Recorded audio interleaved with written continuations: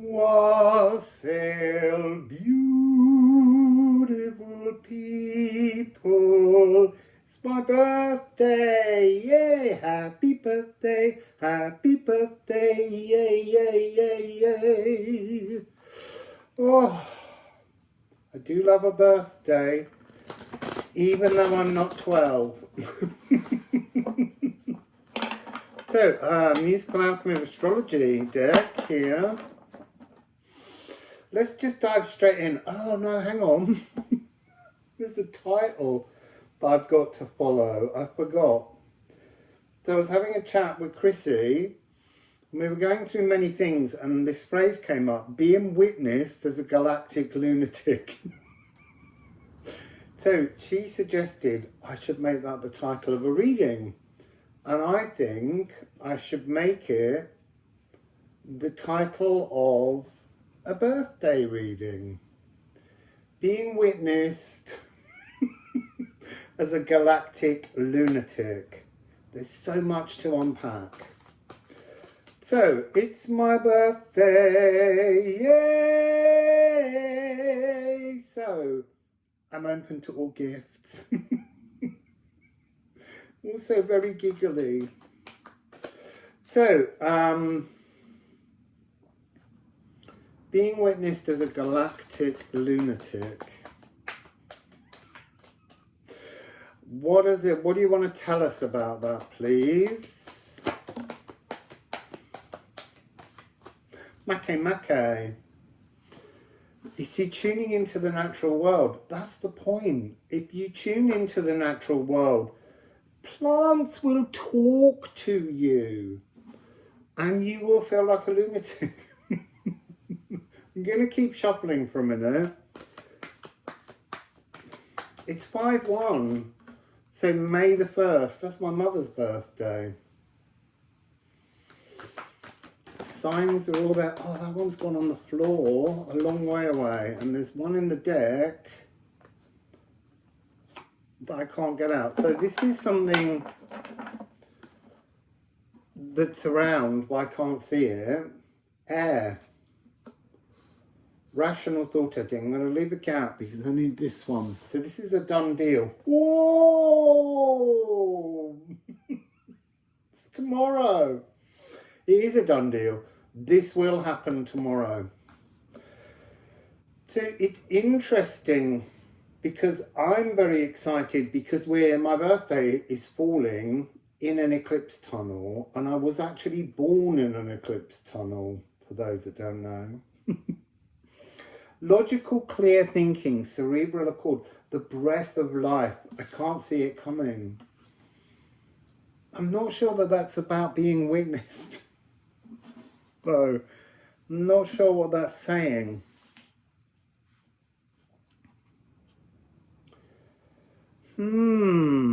A&E.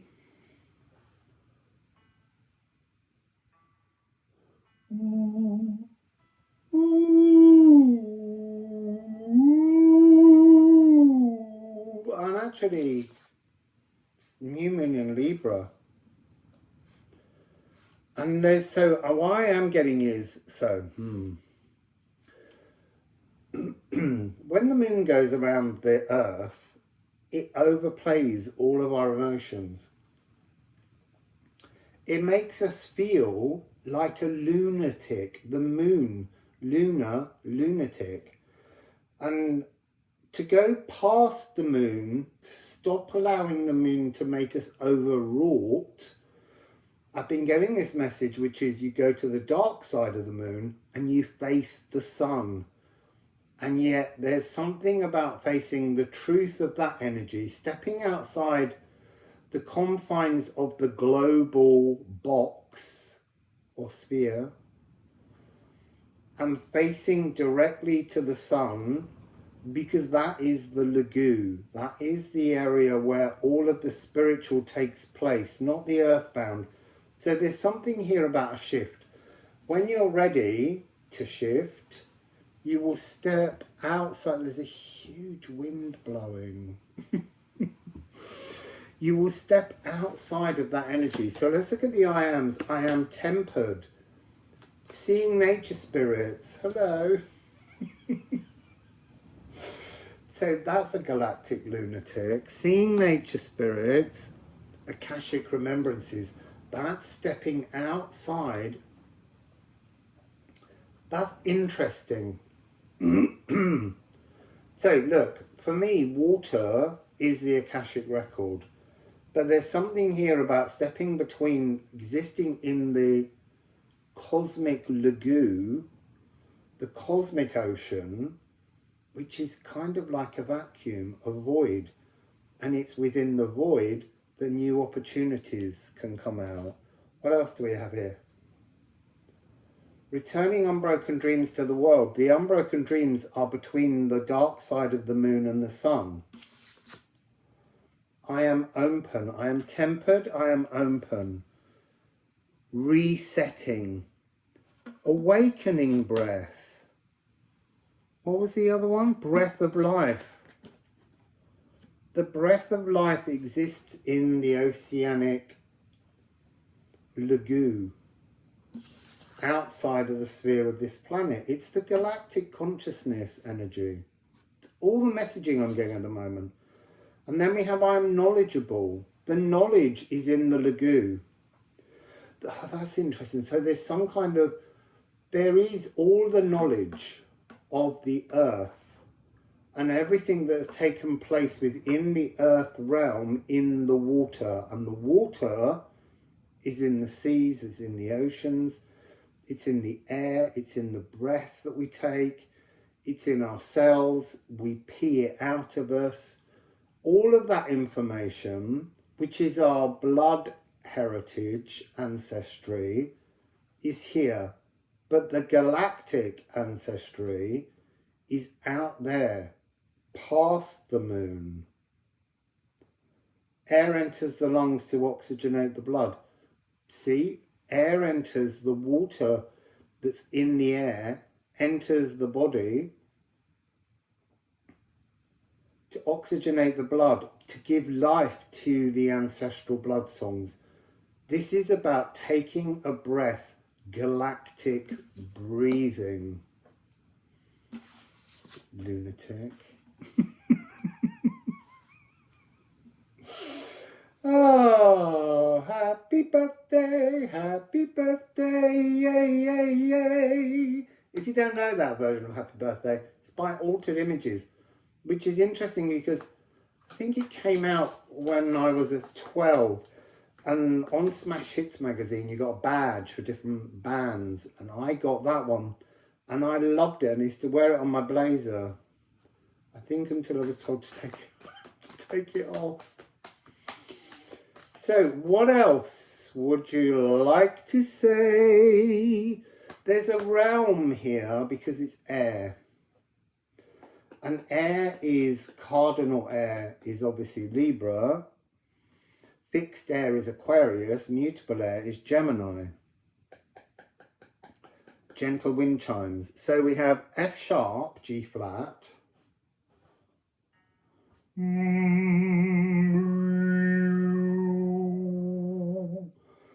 So that's Venus ruling Libra. Then we have G sharp.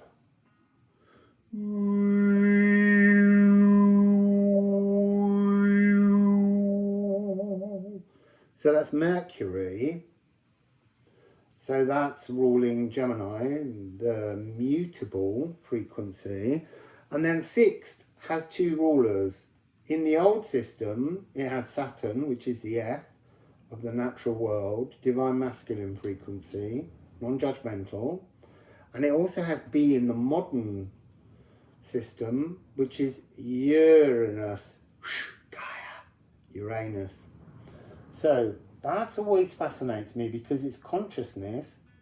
The B of Uranus dropping to the F of Saturn.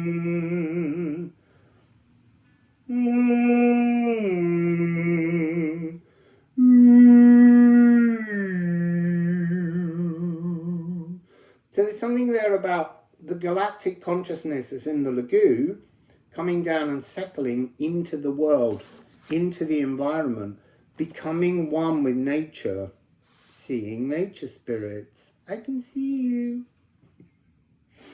So what else? What else? So look, now I've got, this is my reading, it's not your reading. You're just watching my reading because it's my birthday. So these are energies I can't see coming towards me yet. Mary the Alchemist, 99. Power number. I was actually the 99th baby in the hospital the day I was born. Then 83. Embers, the golden path. I want to walk the golden path. I already am. I am. That's how you have to look at it. You have to decide for yourself. That is the golden path, star creation, the stellar nursery, theme and variations. And then Regulus. So Regulus, in your element. My element is air. And actually I have, oh my goodness, see, my Uranus at birth is at 0 degrees of Libra. It's at the very beginning of cardinal air. This is also about, look, finding a new home. That's my most important dream. I want a home. So that's very beautiful. Let's put some ceramics on it. Happy birthday, me. Don't know what you're doing for your birthdays. So let's get some, hopefully we'll get a little handful of 6. That feels like more than 6, but let's see. The water meadow on Make.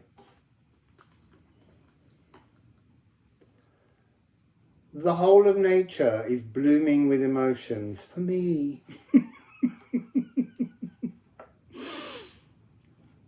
So this is Freya. This is masculine fertility. Watch out. Oh my God. Solar eclipse. Weakened. It's watching. It's watching me. Nature is watching me. It's watching all of us. But nature is watching how we step back into the natural world, having been in a timeless eclipse tunnel for the last 2 weeks. Air has, I knew this one was going to come. When I was sitting there waiting for the last reading to upload, it started, did the processing, and then it said it was going to take 40 hours. 40 hours to upload. It wasn't quite that long. It's Os. And the reason I thought it was going to turn up is because being here is something which has just been a natural flow state. And that's a really important thing that we try to achieve all the time. We want to just flow, go with the flow, live in the now. And we say we're doing it, but we don't. We still keep trying to control and manipulate things. And when Teresa offered me this, I couldn't understand why I was being called to the Isle of Sheppey. But actually, just across there that I can see, as I look through that window, is the space where the River Medway, the River Thames and the North Sea meet. It is an estuary. And that is another meaning in Old Anglo-Saxon of Os. This is Godmouth. And it's that point at which fresh and salt water mingle. And that's the point, that's the point at which, oh my God, there really are 6. See, it's magic because it's a birthday. So that's the point at which magical materializations take place. So there's a particular energy here of being able to truly alchemize. This is creative and actioning. All life sings with me and through me. I am. So ultimately there's all these different I am polarities, but this final card is just I am. I am. 56. So, the moon, Mona, the masculine moon from Norse mythology. It's why we have the man in the moon. And it's also Monday, Moon Day. Although obviously it's now Tuesday and I was born on a Tuesday. So a lot of things converging on this birthday for me. Oh, interesting. I had these two earlier when I was playing with them. This is Personal Yggdrasil Tree with Embers. Sorry, I really didn't pause enough on this one. So this is about alchemizing the truth of the moon, recognizing the dark of the moon, not the light of the moon. And we call this the dark of the moon when there's a new moon, because you can't see the moon because it's directly, particularly on a solar eclipse, right bang in front of the sun. But all new moons are not illuminated. We don't see them, so it's called the dark of the moon, and yet it's the most illuminated a moon is, but the sun is so strong we cannot witness it. And so yeah, here we have Personal Yggdrasil Tree. It's like the soil, the embers, a new tree, a new world is growing around me. What do we have on the back of this one? Oh look, hang on a minute. Let's just step back from these. So I am full. I did just have lunch. I am cosmic. You see, witness the Galactic Lunatic. This is about that. Once you turn to the dark side of the moon, you're moving into a kind of uncharted territory that will make you feel slightly loony.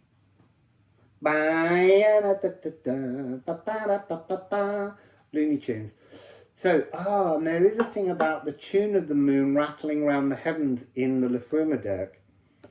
So this is star formation, the cosmic egg of eruption. I'm ready for any eggs I have to erupt. Oh, du bleu entendre. So, this birthing of a new Yggdrasil, the soul takes flight to the eternal. You see, that's really important. I can't think which Greek philosopher said that. But sometimes they say the soul takes flight to the world that is invisible, but it's the world that is eternal, is the true translation. So, beyond the moon, when you stop being affected by the moods of the moon, swinging around, pulling the seas, pulling all the water within us, there is this wonderful cosmic egg of eruption that is eternal. It is that energy of Vesta.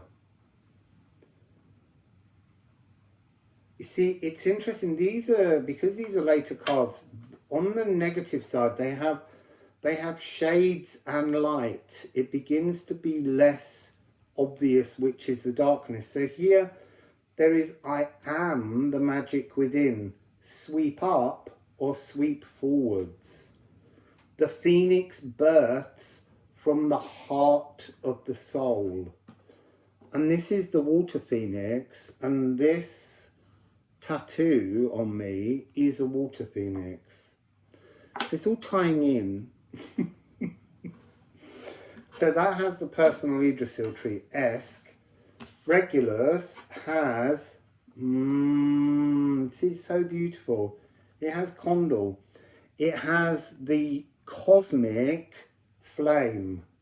So we have an inner flame, a candle in our soul that dances and almost feels like it might blow out at points. And yet, out there on the other side of the moon, on the dark side of the moon, is the galactic candle. And it's much more fluid. It gives you a new inner resonance, but the resonance is not so much here, but it's the connection between the candle and the condor. So the resonance is out there coming in and lighting you from vast. Healed living. I am sonorous. Big bell. So this is sovereign. To be unrecognizable, to be guided by creation aether. Truly fluid and ecstatic elation. Life is laughter and love in every movement. I'll take that. I'll take that as a beautiful birthday reading. Now let's go to Liffruma. Oh, look, I've already done 20 minutes talking about myself. So, Liffruma, what do you want to add? So, these are all on the floor. These are a done deal. This is something that is there but not recognizable. It's Thorn. It's the giant gateway. That gateway is through the moon somehow, or at least past the moon. It's the space between. So, oh my God. So we have heartache. You see, that feels like this. It's linked to this. There's something, oh look, 353.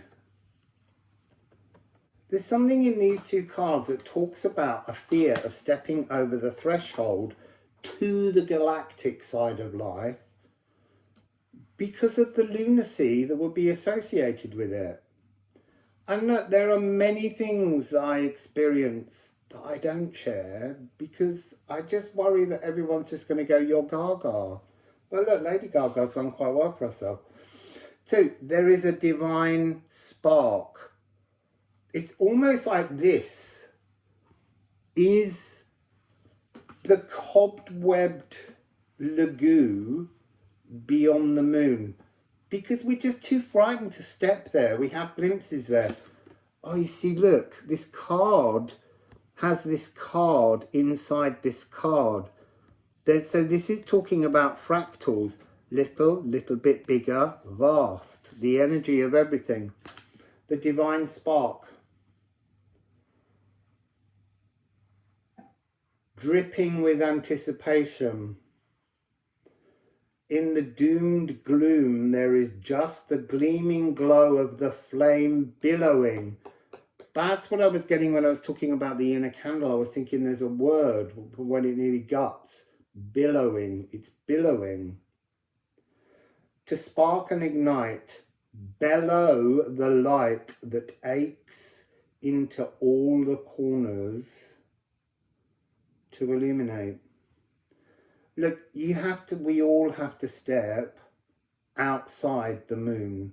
We all have to step towards the space between the dark side of the moon and the sun. I would say look up your dark moon Lilith, read about it, and then disregard everything it says. Because most people really misunderstand the energy of dark moon Lilith. And then look, the last two cards. It's absolutely beautiful. Happy birthday, me. Ophalagu and Un.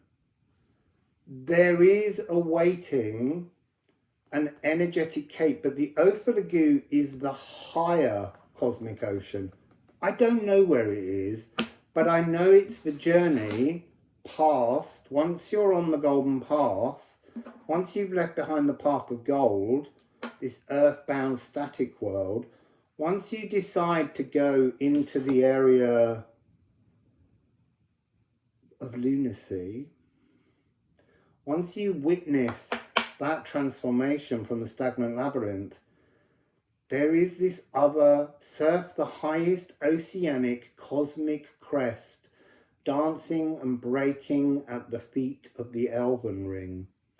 Now, I visited a great dolmen in Portugal, and while I was there, that's where I saw the Elven Ring, you nutcase. So, I sat on this great dolmen, and it was huge, with a shattered roofstone, but it wasn't shattered. it was always designed to be something grander, like taking flight to the world that is eternal or invisible. And all around me were elves, and they were both holding hands and they weren't holding hands. And that's when I first experienced this frequency of a chorus who sings love. I didn't hear them singing that love until I got up the mountain in Romania and heard the cosmic chord. And after that, I stopped everything, because there's something about this, when you really deeply connect, when you witness galactic majesty, you can't see the point really in anything, because everything out there is so endlessly eternal and loving and beautiful that it makes you look at the world that we're in and just go, why are we even doing this? And so that led to me not being able to channel anything, because I couldn't see the purpose in any of the messaging. And that's when I sort of bowed out for a bit. And then it all began to filter into a different energy of being outside the moon here that rules us. I don't get ruled by the moon anymore. In fact, I don't pay a huge amount of attention to what the moon is up to. I look at it and I think it's an amazingly beautiful thing, but I'm more interested in the space between the far side of the moon and the sun. And it's interesting, I was born originally in an eclipse tunnel, but it was a solar eclipse followed by a lunar eclipse. So it was like my birth was from the light down towards the shadows. And I've done that. I've done so much shadow work. I've seen all the things that worry me, that made me fearful, and I transformed all of them. And now this eclipse, especially with this 9-9 energy that seems to be coming through a lot for me with it, I now know that I'm moving from that energy of the shadow back and out into the light, and that light is somehow going to present me with this Ophilogu. So here's another of those energies where I talk about something. I've talked about it several times. When I was first in Romania, we were having a cacao ceremony, and the fire was lit. I had to sing to the fire and all the wood to light it. And all the way through, I had this deck of Kyle Gray cards. And every time I shuffled them, I got Odin. Every single time. Even at the ceremony, everyone took a card from the deck and it came all the way around to me. When I took a card, it was still the Odin card. One day I shuffled, all the cards exploded in the air and I caught one. It was Odin. And that's what led me on the path to doing the runes. Now, you could go, I'm a lunatic, or you could go, I followed the signals and the symbols and the synchronicities to create the Liffruma deck. And it's been a really important energy. Anyway, back to the fire. It was being poked, more and more was being thrown on it, and the fire was getting agitated. I could sense I was one with the fire. And that seems weird. That you go, you're a bit of a lunatic again. And then I felt the fire as Daniela got up to do her speech about the cacao and calling in the cacao spirit. The fire went to burst high and send flames towards her. And in just a very calm moment, I just put my hand out and told the fire to just move back. And it did. And everyone saw this and everyone was like, ooh, you wizard. And for a long time, when I first did my channel and I had my big long beard, you all used to call me Merlin, and I really was uncomfortable with it. Because again, it's embracing something that's so far out of the normal parameters that it makes you fear that you're being a little loco.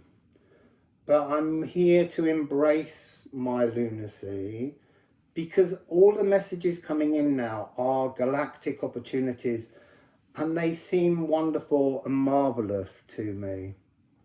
So I'm seeing a 363, a 99, a 96, a 91, another 6. There's a lot of Tesla coded magic here.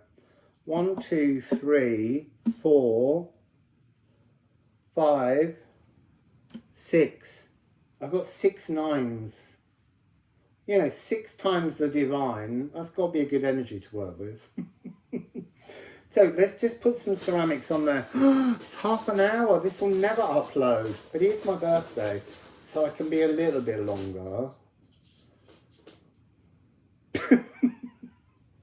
So here, look, 6-2, Stenkness. This is the test when you knock at Nithogir's door in Helhamir, in the shadows. Done that, moving on. I've done the sun to the shadows. Now I'm coming from the shadows to the light. To the future, towardness, towards,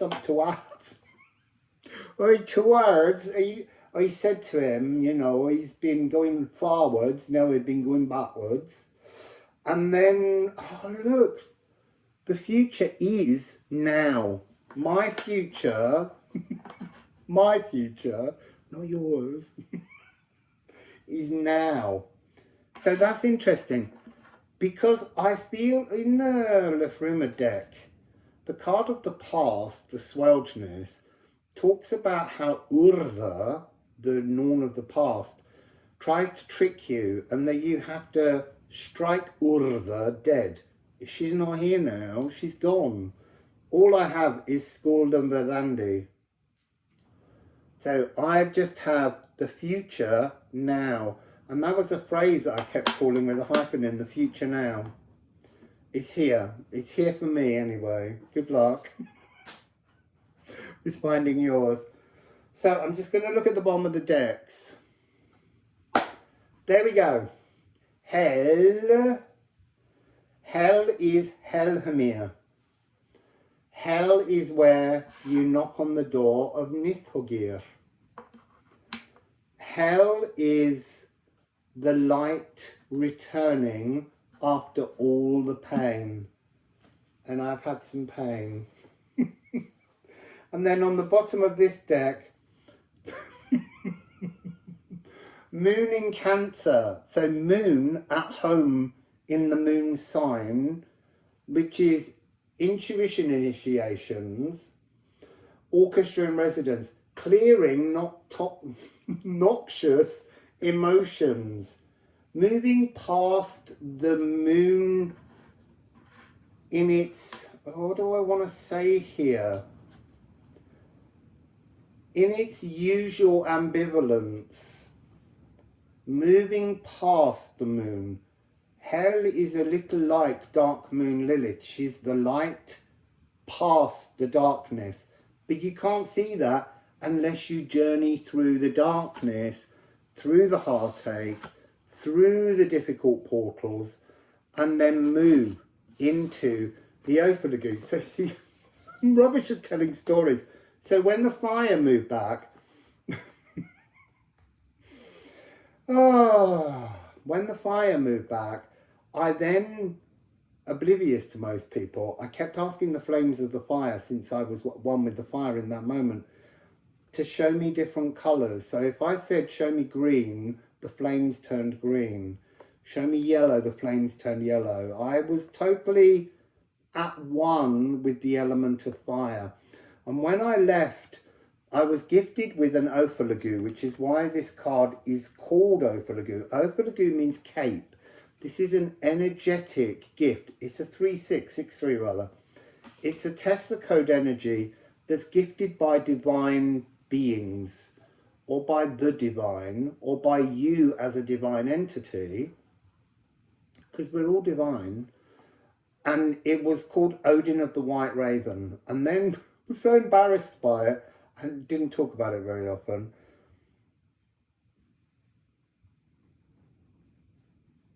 It's interesting, someone, I've forgotten who it was, wrote a message about how it was recently the anniversary of when a white hart rode into a northern city and was killed while I was in Mexico. They killed it because they went, oh, it's too much trouble, just kill it.